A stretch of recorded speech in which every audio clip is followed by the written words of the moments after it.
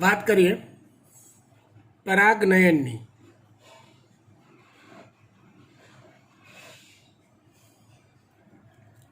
પરાગનયન એટલે શું? તો આમ તો નાના ધોરણમાં આપણે ભણી ચૂક્યા છીએ, છતાં પણ ફરી એકવાર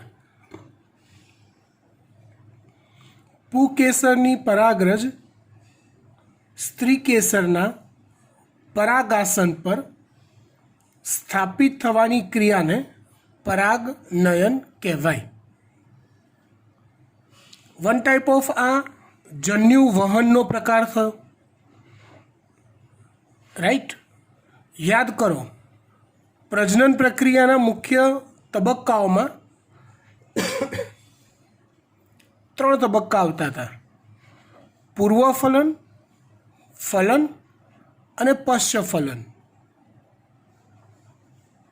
પૂર્વફલનના 2 સ્ટેપ આવે, એક જન્યુજનન એટલે કે પ્રજનન કોષોનું નિર્માણ,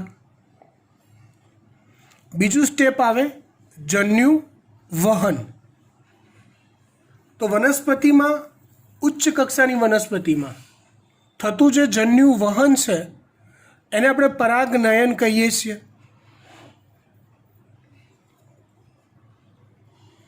પરાગનયનના મુખ્ય 3 પ્રકાર છે। પરાગનયનના મુખ્ય પ્રકાર કેટલા છે? 3। એક સ્વફલન, એક પ્રકાર। બીજો પ્રકાર છે ગેટેનોગેમી, એક પ્રકાર સ્વફલન, બીજો પ્રકાર ગેટેનોગેમી, અને ત્રીજો પ્રકાર છે પરવશ, અથવા એને કહેવાય પરપરાગનયન।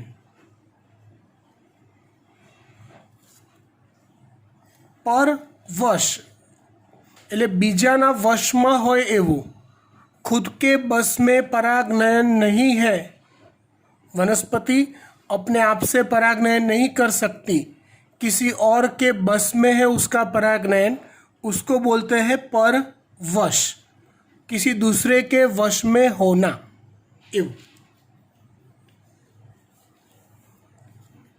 ત્રણેય વચ્ચેની સમાનતાઓ કેટલીક અને ત્રણેય વચ્ચેની ભિન્નતાઓ કેટલીક આપણે જોઈએ, તમને આવડવું જરૂરી છે નીટ માટે।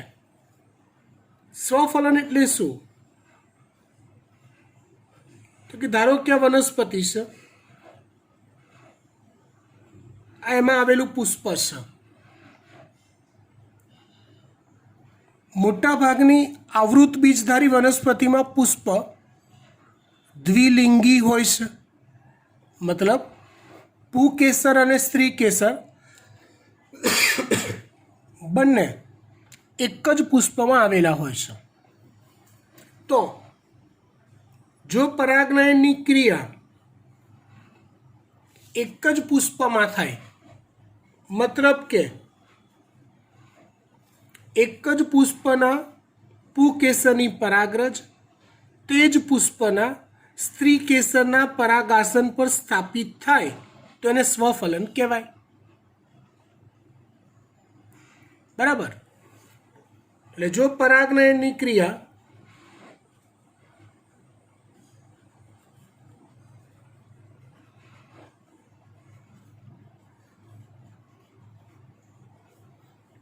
એક જ પુષ્પમાં થાય તો એને સ્વફલન કહેવાય।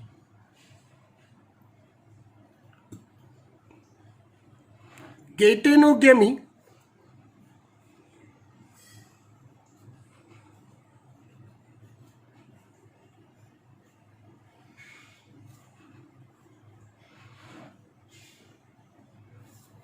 તો પરાગનયનની ક્રિયા એક જ વનસ્પતિના 2 પુષ્પ વચ્ચે થાય, વનસ્પતિ દેહ ન બદલાય વનસ્પતિ દેહ ન બદલાય પણ પરાગનયન એક જ વનસ્પતિના બે પુષ્પ વચ્ચે થાય તો એને ગેઇટેનોગેમી કહેવાય.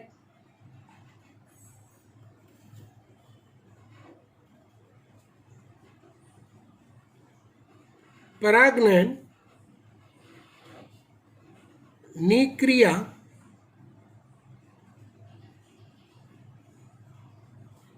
એક જ વનસ્પતિના બે પુષ્પ વચ્ચે થાય તો એને ગેઇટેનોગેમી કહેવાય.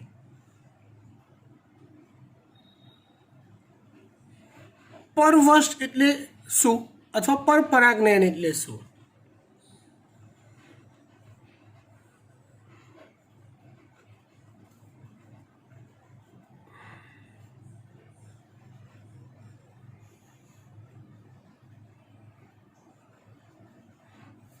જો પરાગનયનની ક્રિયા બે ભિન્ન વનસ્પતિના પુષ્પ વચ્ચે થાય, અલગ અલગ દેહના પુષ્પ વચ્ચે થાય, મતલબ એક વનસ્પતિ દેહના પુષ્પની પરાગરજ બીજા વનસ્પતિ દેહના પુષ્પના પરાગાસન પર સ્થાપિત થાય તો એને પરપરાગનયન અથવા પરવશ કહેવાય.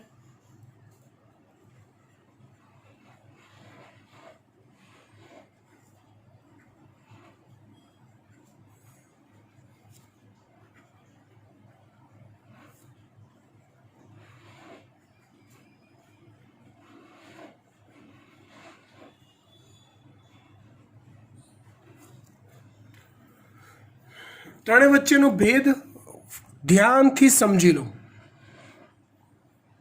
ના સમજ પડે તો વિડીયો રિવાઇઝ કરીને ફરી એકવાર જોઈ લો. બહુ અગત્યનું છે. આમ સિમ્પલ લાગે છે પણ આગળના સ્ટેપ્સમાં નીટ માટે તમને આ એક ઇમ્પોર્ટન્ટ ટ્રીક તમને આપીશ, ધ્યાન આપજો.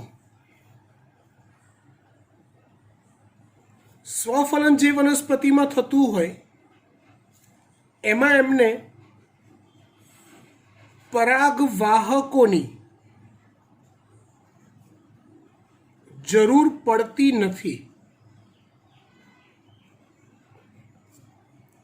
સ્વફલન દર્શાવતી વનસ્પતિમાં પરાગવાહક એટલે કેટલીક વનસ્પતિમાં કીટક પરાગનયન કરાવી આપતું હોય, કેટલીક વનસ્પતિઓમાં પાણી દ્વારા થતું હોય, કેટલીકમાં પવન દ્વારા, કેટલીકમાં ખિસકોલી, સાપ, પક્ષીઓ જેવા અલગ અલગ પ્રાણીઓ દ્વારા પરાગનયન થતું હોય. મતલબ કોઈક વાહક હોય કે જે પરાગનયન કરાવી આપતું હોય. સ્વફલનમાં આવા કોઈ જ વાહકોની જરૂર પડતી નથી. ગેઇટેનોગેમીમાં પરાગવાહકોની જરૂર પડે છે, જ્યારે પરવશમાં પણ પરાગવાહકોની જરૂર પડે છે.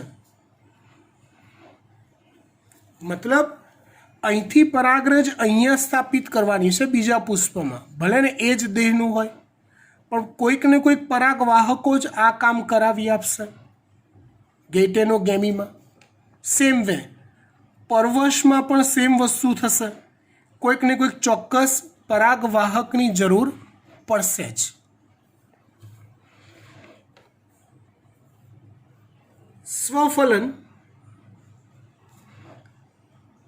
સ્વફલનમાં જે નવી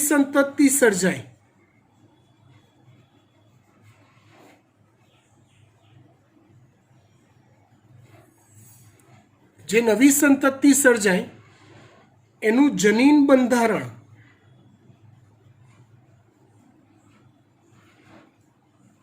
બદલાતું નથી. જો અહીંયા એક સામાન્ય અર્થ એવો સમજવાનો બેટા કે થયું તો લિંગી પ્રજનન જ છે, લિંગી પ્રજનન જ થયું છે ને એટલે અર્ધીકરણ તો થયું જ હશે, એટલે સામાન્ય લાક્ષણિક ભિન્નતા આવશે પણ કોઈ નવા પ્રકારના વિશિષ્ટ પ્રકારના નવા જનીનો નહીં ઉમેરાય. કેમ કે એ જ વનસ્પતિના પોતાના જનીનો છે અને એને પોતે જ સ્વફલન કર્યું છે, એટલે એમાં કોઈ નવું જનીન બંધારણ સર્જાતું નથી. ગેટેનોગેમી જે છે, અચ્છા પહેલાં પરવશ સમજાવું. પરવશમાં બે ભિન્ન વનસ્પતિ દેહ છે, એટલે એમાં શું થશે તો કે નવું જનીન બંધારણ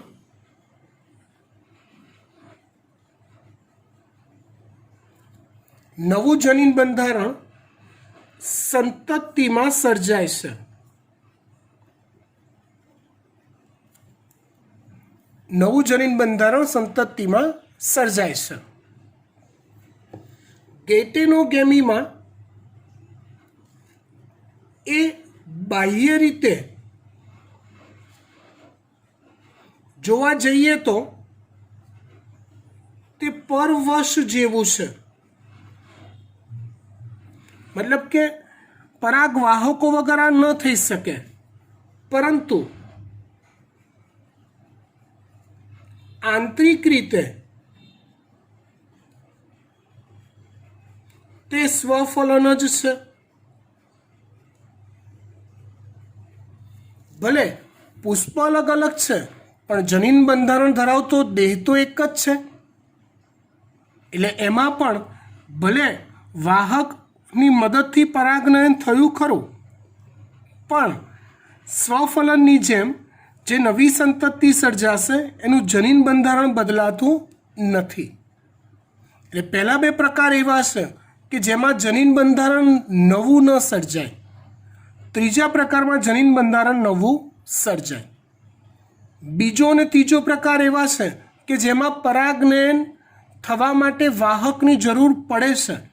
પહેલો પ્રકાર એવો છે કે જેમાં પરાગનયન થવા માટે વાહકોની જરૂર પડતી નથી. આ ત્રણેયની એકબીજા સાથેની આંતરિક ચર્ચા કરી. હવે આ જ ત્રણેયની ડિટેલ ચર્ચા આપણે કરીશું હમણાં 5-10 મિનિટમાં. એ પહેલાં જે ચોપડીમાં મુદ્દો નથી આપ્યો ને એવો એક મુદ્દો જોઈએ કે જે આપણને નીટમાં બહુ જ હેલ્પફુલ થશે. જે આવૃત બીજધારી વનસ્પતિઓ હોય ને, પુષ્પના આધારે એના પ્રકાર જોઈએ. તો પુષ્પ કેવા હોય?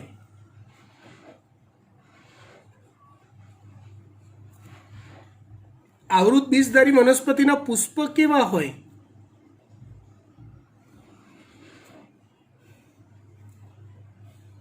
તો કે કાં તો દ્વિલિંગી પુષ્પ હોય, કાં તો એકલિંગી પુષ્પ હોય. પુષ્પ કાં તો દ્વિલિંગી હોય કાં તો એકલિંગી હોય. દ્વિલિંગી એટલે પુંકેસર સ્ત્રીકેસર બંને ધરાવે, અને એકલિંગી એટલે કાં તો પુંકેસર હોય તો સ્ત્રીકેસર ના હોય, સ્ત્રીકેસર હોય તો પુંકેસર ના હોય. એટલે કાં તો પુષ્પ નર હોય કાં તો પુષ્પ માદા હોય.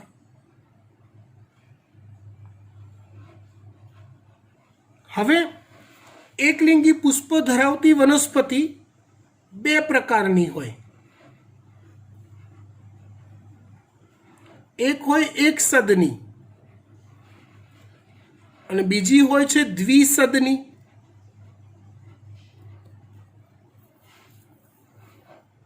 પુષ્પ એકલિંગી છે, નર પુષ્પ માદા પુષ્પ આવા અલગ અલગ પુષ્પો છે, પણ બંને પ્રકારના પુષ્પ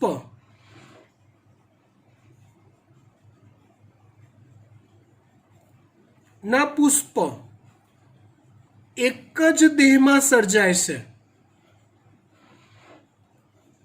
તો એને એકસદની કહેવાય.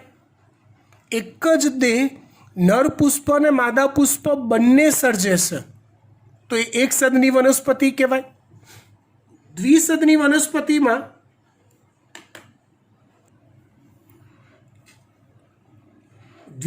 વનસ્પતિમાં નર પુષ્પ ધરાવતો છોડ અલગ હોય અને માદા પુષ્પ ધરાવતો છોડ અલગ હોય.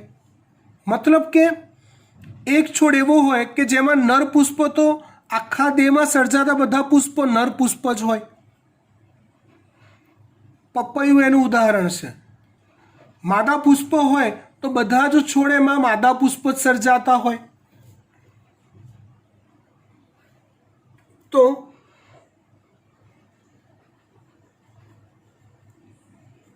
એક દેહ નર પુષ્પ સર્જે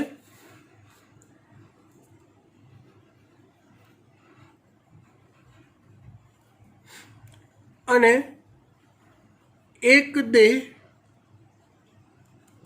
માદા પુષ્પ સર્જે. એને કહેવાય દ્વિસદની વનસ્પતિ. પુષ્પના પ્રકાર ધરાવતી વનસ્પતિને આધારે આપણે પ્રકાર જોયા. જે વનસ્પતિ દ્વિલિંગી પુષ્પ સર્જે છે એમાં આવા કોઈ પ્રકાર ના આવે. દ્વિલિંગી પુષ્પ એટલે દ્વિલિંગી પુષ્પ. એકલિંગી પુષ્પ ધરાવતી વનસ્પતિ પાછી બે પ્રકારની હોય. કાં તો એ એક સદની હોય કાં તો દ્વિસદની હોય. એકલિંગી પુષ્પો નર અને માદા બંને પ્રકારના એક જ દેહમાં સર્જાતા હોય તો એને એક સદની વનસ્પતિ કહેવાય. અને નર અને માદા પુષ્પો અલગ અલગ દેહમાં સર્જાતા હોય તો એને દ્વિસદની વનસ્પતિ કહેવાય. કઈ વનસ્પતિમાં કયા પ્રકારનું પરાગનયન થાય એ આપણે સમજીએ લોજિકલી. ધ્યાન આપજો.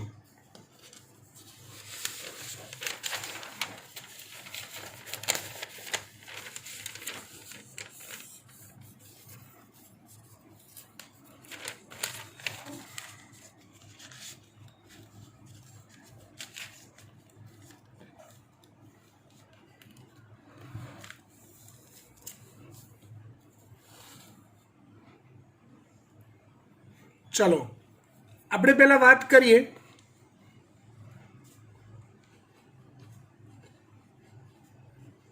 દ્વિસદની વનસ્પતિની.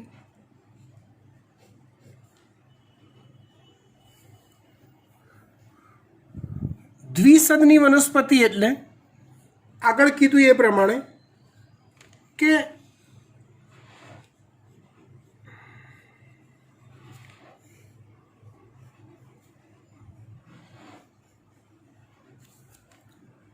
નર પુષ્પ ધરાવતો દેહ અને માદા પુષ્પ ધરાવતો દેહ. આ નર પુષ્પ, ધારો કે માદા પુષ્પ અલગ અલગ હોય અને દ્વિસદની વનસ્પતિ કહેવાય. પરાગનયનના ત્રણ પ્રકાર કીધા: સ્વફલન, ગેટેનોગેમી અને પરવશ અથવા પરપરાગનયન. વિચારીને કહો, દ્વિસદની વનસ્પતિ એ પૈકીનું કયું પરાગનયન અથવા કયું પરાગનયન કરી શકતી હશે? વિચારો. યસ, દ્વિસદની વનસ્પતિ એ ફક્ત પરવશ અથવા પરપરાગનયન પ્રકારનું જ પરાગનયન દર્શાવી શકે. એ સિવાય બીજો કોઈ ઓપ્શન એની પાસે છે નહીં. ઓકે, વાત કરીએ એક સદની વનસ્પતિની.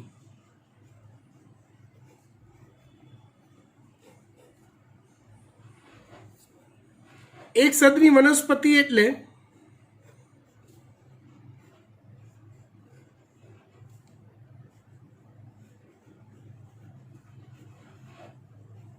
નર પુષ્પ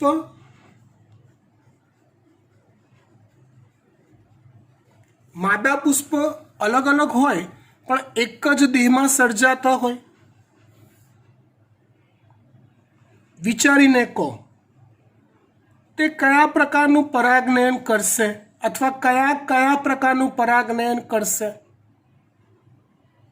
તો એક તો આઈડિયા તમને આવી ગયો, ગેટેનોગેમી.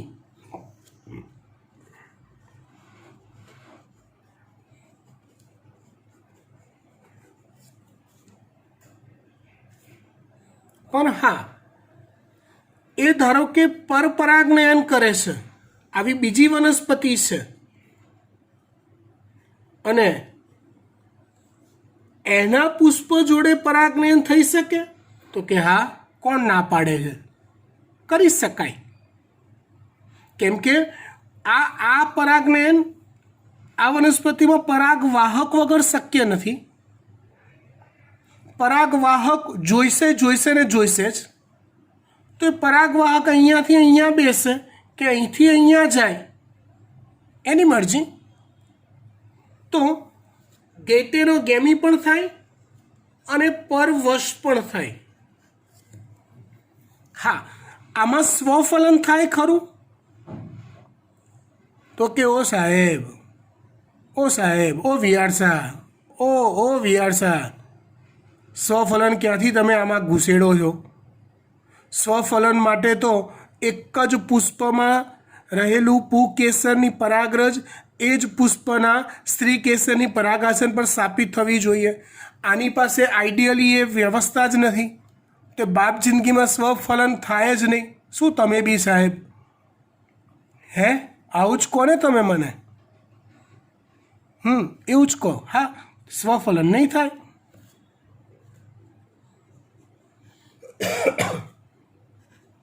હવે દ્વિલિંગી પુષ્પ ધરાવતી વનસ્પતિ.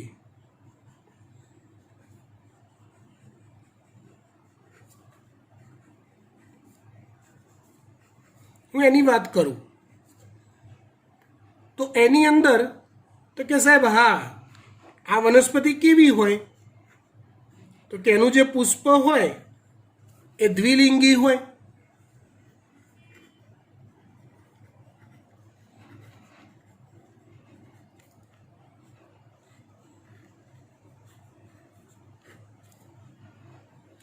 તો એની અંદર સ્વફલન થશે. ગેટેનોગેમી થાય? તો કે થાય ને. પરાગવાહક આવ્યો, આની પરાગરજ ઉઠાઈને આને આપી દે તો? કીટક આવ્યું, આમાંથી પરાગરજ ઉઠાઈને આને અંદર આપી દે તો? તો કે આ થાય ગેટેનોગેમી, નો પ્રોબ્લેમ.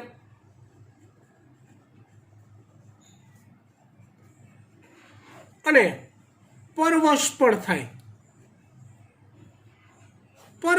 થાય.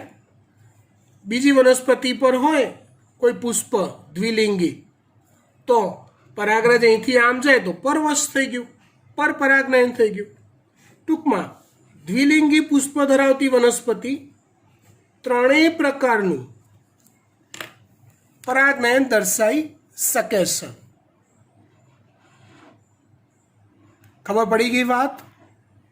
આ વસ્તુ ચોક્કસપણે યાદ રહેવી જોઈએ. એક સદની, દ્વિસદની વનસ્પતિઓ અને દ્વિલિંગી પુષ્પ ધરાવતી વનસ્પતિઓ કયા કયા પ્રકારનું પરાગનયન દર્શાવી શકે છે. એક બીજી જોરદાર વાત કરું, તમને ગમી જાય એવી. દુનિયાનો દરેકે દરેક સજીવ ઓછા વત્તા અંશે ભિન્નતા સર્જે છે. આપણે અહીંયા હાલ વનસ્પતિમાં પ્રજનન શીખતા જીનેટિકમાં પહોંચી ગયા. દરેકે દરેક સજીવ ભિન્નતા સર્જે જ છે, દુનિયાનો કોઈ બી સજીવ. અને વનસ્પતિમાં એ ભિન્નતા સર્જાવા માટે પરવશ અથવા પરપરાગનયન થવું અનિવાર્ય છે. એટલે અહીંયા હું એક ચોખવટ કરી દઉં કે ભિન્નતા સર્જવી આવશ્યક છે. આથી કોઈ પણ સજીવ, આપણે વનસ્પતિની પર્ટિક્યુલર વાત કરીએ, આવૃત બીજધારી વનસ્પતિ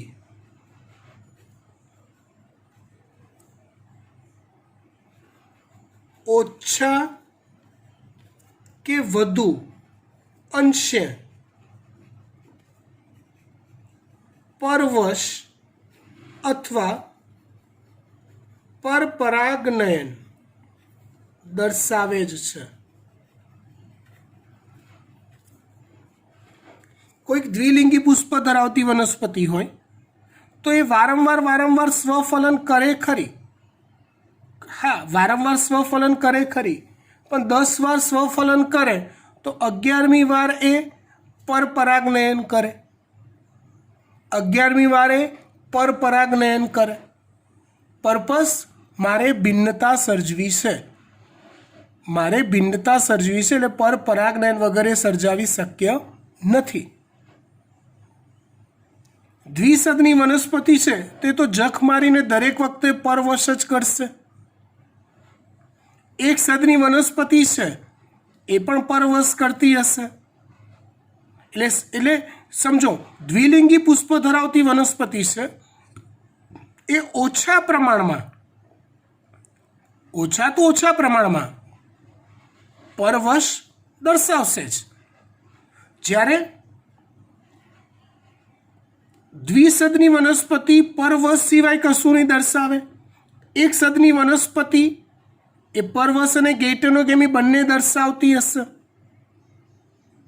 ઇઝ ઇટ ક્લિયર? ખબર પડી ગઈ? પાક્કું? ડન. હવે આપણે થોડુંક ફાસ્ટ જઈશું. સ્વફલન, ગેઇટેનોગેમી અને પરવશની ડિટેલ જે ચોપડીમાં બહુ સારી રીતે આપી છે, હું એની ઉપર છેલ્લી માહિતી આપી દઈશ. ડિટેલમાં એકદમ એમના લેક્ચર્સમાં તમને ટેક્સ્ટ વાઇઝ પરફેક્ટ સમજાવશે. ફટાફટ એ જોઈ આપણે નવા ટોપિક પર આગળ વધીશું જે વધારે ઇમ્પોર્ટન્ટ છે.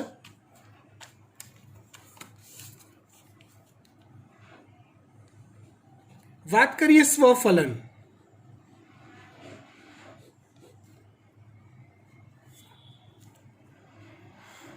જે બેઝિક આગળ વાત કરી દીધી એ તો કરીશ. એ સિવાય કેટલીક વનસ્પતિઓ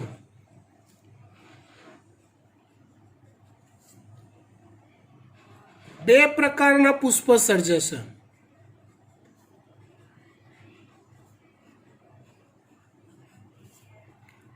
એક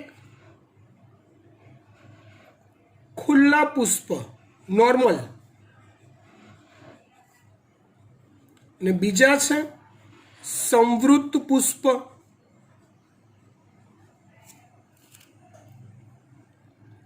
આમાં જુઓ, વનસ્પતિ ધારો કે સ્વફલન ઈચ્છી રહી છે તો પહેલા ખુલ્લા પુષ્પ હોય તો આવી વાત થાય. સમજો હો.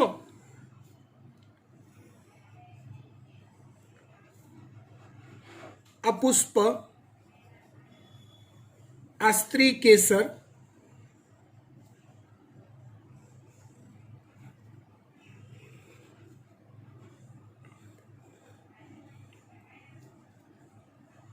આ પુકેસર. સ્વફલન દ્વિલિંગી પુષ્પમાં જ શક્ય બનવાનું છે. આ બાર છે દલપત્ર છે. ખુલ્લા પુષ્પમાં શું થાય સમજો બરાબર. જો સ્વફલન કરવું હોય ફરજિયાત, આ વાત ધ્યાનથી સમજજો, કેમ કે આની જ મેથડમાં કંઈક ફેરફાર કરી, આ જ મેથડમાં કંઈક ફેરફાર કરી હું આગળ તમને નવું શીખવાડવાનો છું. એ ધ્યાનથી સમજો. સ્વફલન કરવા માટેના આઈડિયાસ.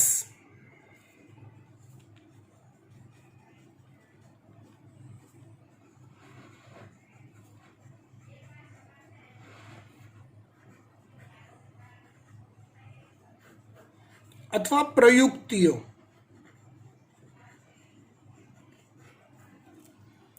વનસ્પતિ દ્વિલિંગી પુષ્પ ધરાવે છે અને એવું ઈચ્છે છે કે મારે સ્વફલન જ કરવું છે, તો એના માટે કેટલાક આઈડિયાઝ વાપરે. કેવા આઈડિયાઝ વાપરે? समझो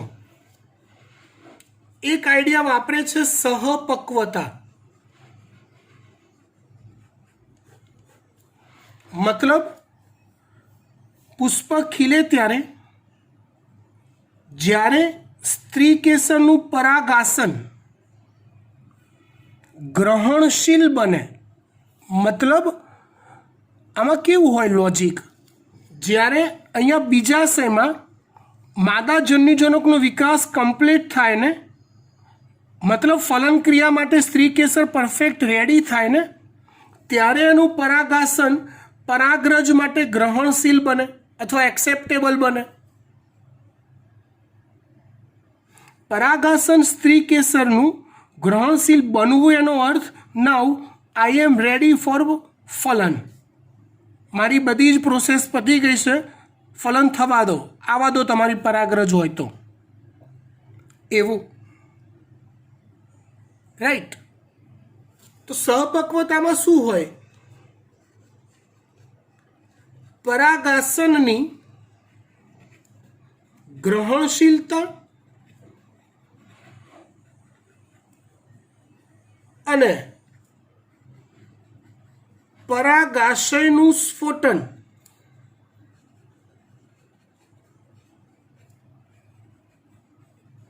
एक ज समय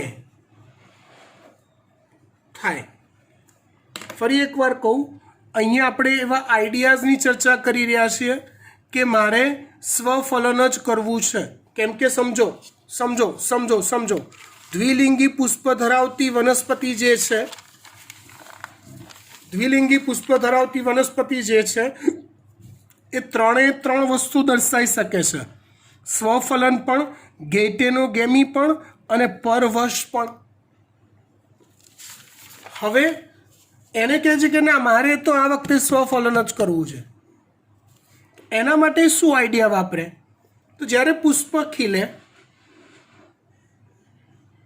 खिल्या पछी ए टाइमिंग जोवे कि ज्यारे आ परागासन ग्रहणशील बने, आ एज टाइमे आनु स्फोटन थाय, आ जेवी ग्रहणशील बनी तरत आनु स्फोटन थयुं धड़ाक, એટલે આમાંથી પરાગરજ મુક્ત થાય અને સીધી આની પર સ્થાપિત થાય, એટલે સ્વફલન થવાના ચાન્સીસ 99.9% કિસ્સામાં થઈ જાય। लॉजिक एवा वापरी शकाय तमारे वापरवा होय तो, के साहेब एवुं होय तो बाजुमां ज कोई पुष्प छे, कोई कीटक परागरज लईने आई गयुं छे अने आने परागासनने ग्रहणशील बनाव्युं अने आनुं स्फोटन थयुं, ए पहेला ओली बेसी गई तो एनो फायदो, एनुं परागनयन थई जशे। खबर पड़ी गई बात, डन। એટલે પરાગાશનની ગ્રહણશીલતા અને પરાગાશયનું સ્ફોટન એક જ સમયે થાય, બંને એક સાથે પરિપક્વ થાય, તેને સહપક્વતા કહેવાય।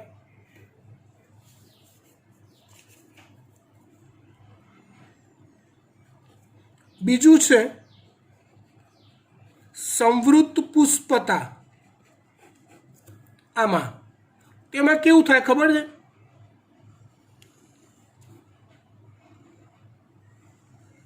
पुष्प आइडियली क्यारे खिले ज नहीं,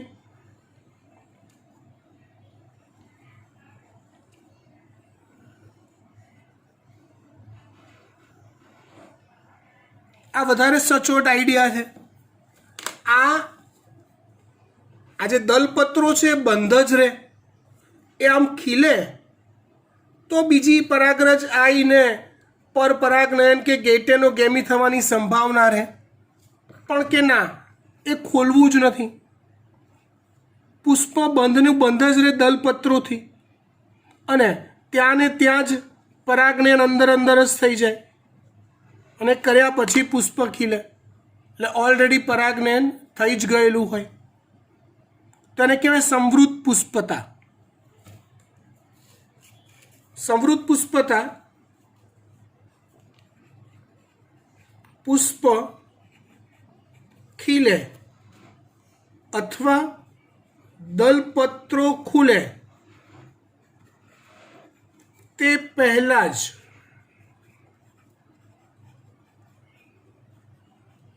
પરાગનયન થઈ જાય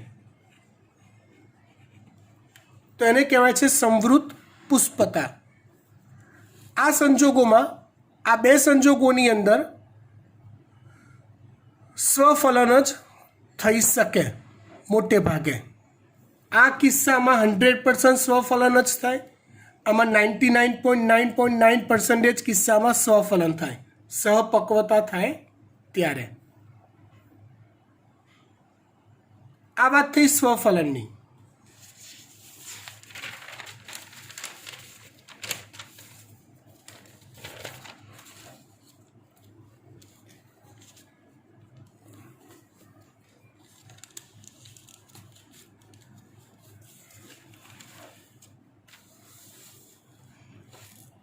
ચલો ત્યાર પછી વાત કરીએ આપણે ગેટેનોગેમીની. આગળ ડિટેલ આપી છે એ જ પ્રમાણેની વાત આવે, પણ ગેટેનોગેમી થવા માટે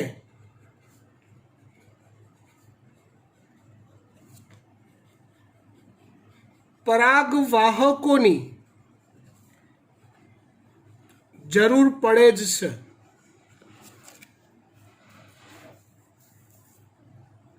આની કોઈ વિસ્તૃત બીજી ચર્ચા નથી આવતી. ત્યાર પછી પરવશ.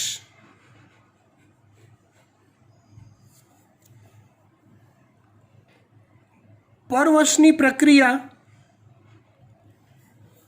થવા માટે પણ પરાગવાહકોની જરૂર પડે જ છે.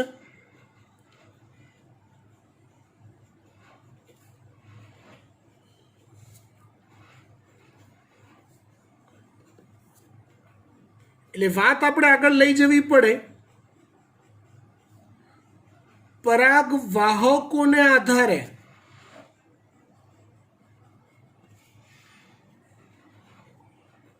પરાગનયનના પ્રકાર. શેને આધારે? પરાગવાહકોને આધારે પરાગનયનના પ્રકાર. કયા કયા પ્રકાર? તો કે મુખ્ય આમ તો બે પ્રકાર છે. એક અજૈવિક પરાગવાહકો,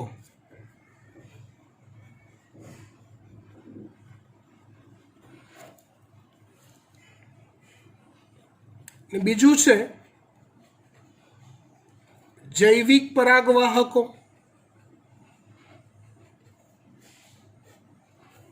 અજૈવિક પરાગવાહકોમાં સમાવેશ થાય છે એક પવન, બીજું છે પાણી. એટલે પવન દ્વારા પરાગનયન થાય તો એને પવન પરાગનયન કહેવાય. પાણી દ્વારા થાય તો એને જલ પરાગનયન કહેવાય. આની બેઝિક વાતો બોલી જાઉં છું, લખતા નથી આપણે, ટાઈમ વધારે જશે, તમે સમજી શકો એમ હશે વાત. પવન પરાગનયન અને પાણી દ્વારા પરાગનયન તો સમજો. મોટે ભાગે એવું હોય, આવૃત બીજધારી વનસ્પતિના પુષ્પ સુગંધીદાર હોય, મધુરસથી ભરપૂર હોય, આકર્ષક હોય,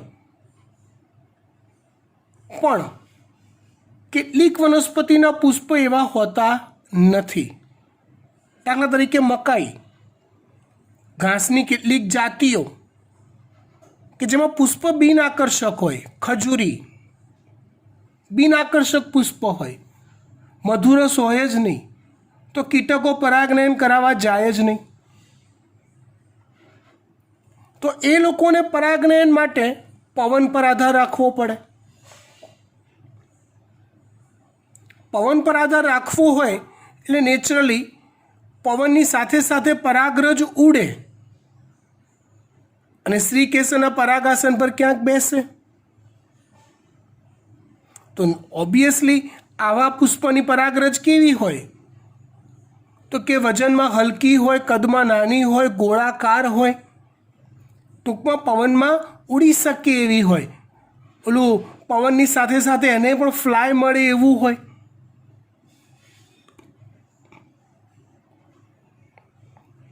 સમજ પડી? અને નંબર ઓફ પરાગરજ પુષ્કળ હોય, કેમ કે વેસ્ટેજ જવાની સંભાવના વધારે હોય. પરાગરજ પુષ્કળ માત્રામાં હોય, કેમ કે પવન એ એમ જ આવે છે દબાણના ફેરફારોને આધારે. એ પરાગનયન કરાવવા માટે સ્પેશિયલ નથી આવતો.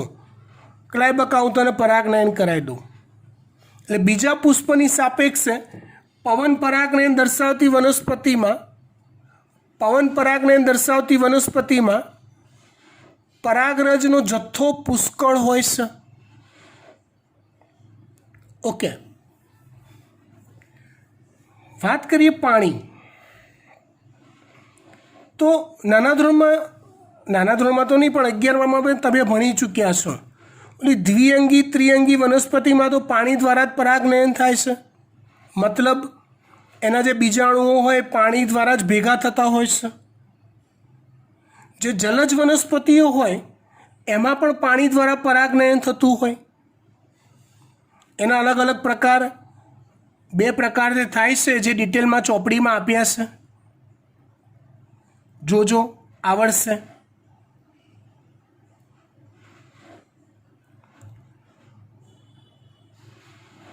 ત્યાર પછી જૈવિક પરાગવાહકો, જેમાં એક આવે કીટકો, બીજા આવે પક્ષી, ત્રીજા આવે વિવિધ પ્રકારના પ્રાણીઓ જેમના દ્વારા પરાગનયન થતું હોય. પણ જૈવિક પરાગ વાહકોની મદદથી પરાગનયન દર્શાવતી વનસ્પતિઓ ના પુષ્પ આકર્ષક હોય, મધુરસથી ભરપૂર હોય, રંગબેરંગી હોય અને સરસ પુષ્પ વિન્યાસ ધરાવતી હોય. કીટકો એના પ્રત્યે આકર્ષિત થાય. કીટકોનો પર્પઝ તો મધુરસ ચૂસવાનો હોય છે. એ આમ તો લૂંટારા કહેવાય. આવો શબ્દ ચોપડીમાં આપ્યો છે. એ આમ તો લૂંટારા કહેવાય. આમ છતાં બી એક સારું કામ કરાવી આપે છે. જાણતા અજાણતા એ પરાગનયન કરાવી આપે છે. કીટક પરાગનયન, પક્ષી પરાગનયનમાં બી સેમ વસ્તુ, આમાં બી સેમ વસ્તુ. પણ આ પરાગનયન દર્શાવતી વનસ્પતિની પરાગરજ એ ભેજયુક્ત હોય છે, ચીકણી હોય છે, રફ સપાટી ધરાવતી હોય. એટલે કીટકના કે પક્ષીના બોડી પાર્ટ સાથે જોડાઈ શકે કે ચોંટી શકે, ક્યાંક ભરોવાઈ શકે એવો આકાર હોય એનો. કેમ કે એને કીટક સાથે કે પક્ષી સાથે રહીને બીજા પુષ્પ સુધી પહોંચવાનું છે. સમજી ગયા? ડન. આજે આટલું જ. એક લેક્ચરનું કામ બાકી છે. મોસ્ટ આઈએમપી ટોપિક્સ છે. ચોપડી કરતાં એમાં બહારનું ઘણું વધારાનું શીખવાનું આવશે. બરાબર? આટલે સુધી રાખીએ છીએ.